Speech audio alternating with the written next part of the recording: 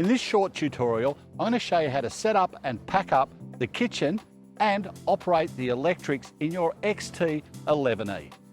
Setting up the kitchen takes no time at all. Open the hatch, and to slide the kitchen out, there are two types of locking mechanism. The first one is a pad bolt here on the left, and the second one is the blue tab on the slide. Both of those will lock the kitchen in place and keep it secure. To slide it out, grab the pad bolt, lift it and turn it 90 degrees so the blue cap is facing directly out. When you release it, a little pin will sit on a step here and hold it up out of the way. Now, we grab the top handle, which is secured to the body of the kitchen. That's the one you want to pull it out, not this bottom one, which is just a slide out tray. Grab that one, press the blue tab down on the right-hand side and slide it out. Now that it's out, we need to release the legs that are underneath the kitchen. There's a slide pad bolt, you pull it back, it's spring loaded, and that will release the leg assembly to put down underneath the kitchen.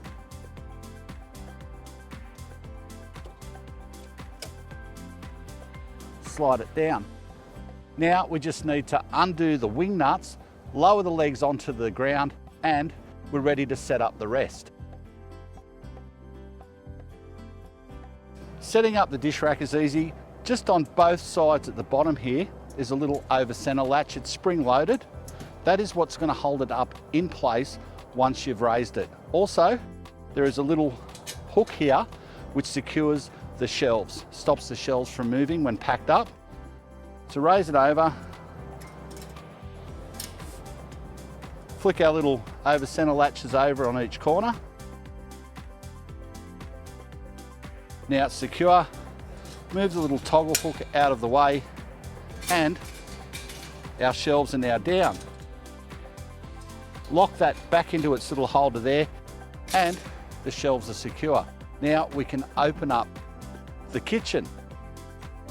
So raise each wing panel up, bring it round over, and there is a hole either side for these panels to lock the feet in. Bring it out, slide it into the hole. Now you're ready to use that with the windbreak up. To connect up the gas and the water, you need to retrieve the hoses from their relief holes here and there. The gas out of the most extreme end and the water ones here. You'll see that the water hoses are actually coloured. Just under here, next to the recovery shackle, are the two connections. It's a snap fitting, basically pushes in and will lock into position. The top one is for the blue hose or the cold water. Push the collar back, push the fitting in. Now that's locked into place. Do the same for the hot water. They're now connected. Now we can connect up our gas. Our gas connects to this bayonet fitting here on the side. First, remove the dust cover, give it a twist, pull that out. Now we can connect the bayonet. My tip is, do this before you turn the gas on at the bottle. That way you won't have pressure behind the fitting and it'll make it a lot easier to connect this up. Line the bayonet up, push it in and turn it to the right. That's now connected. We can go and turn on our gas bottle and use the cooker. Packing up your kitchen, you need to start by disconnecting the water and the gas. With the water, the fittings have a little collar on them. Push the collar back and pop the hoses out. Easy as that. Now they can be put back in through their hole in the back of the kitchen.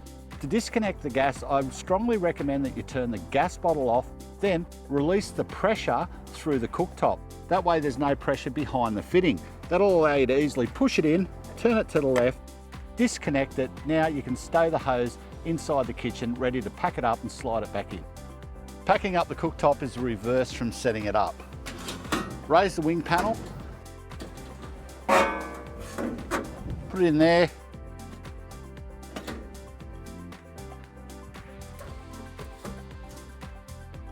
and close it up. With the rack, pull our little securing mechanism out of there, pop it back in to hold those shelves in place. Now we can undo the little over center latches on the back, pop them off and lay it down. Now we just retract the legs, set them back up underneath the kitchen, and we can slide it back into the caravan. Now we swing the whole assembly up and secure it with the pad bolt.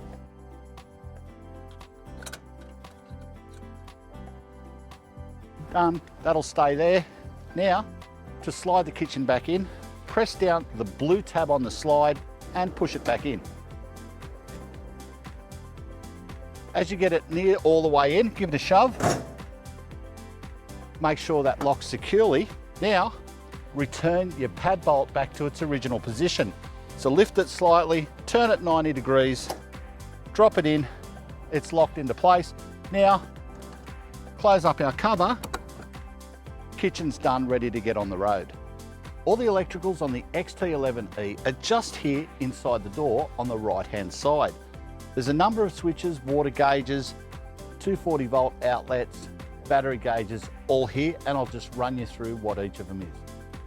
All your main controls here start with this one, which is your main isolation switch for your 12 volt. When that is switched off, it will cut power to every circuit in the caravan.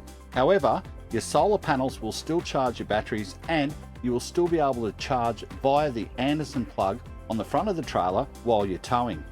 Above them are two 12 volt outlets. They're a cigarette lighter socket style. Of course, we've got our stereo system, and below that we have our main control panel for each individual circuit. They're all marked, labelled, and across the top here we have resettable circuit breakers. If one particular system goes down, stops functioning, these circuit breakers are your first port of call to reset and get the system back up. Below them are the rocker switches to switch on and off each of those circuits. Across the bottom we have our three water gauges. They'll indicate the water tank level on each individual tank.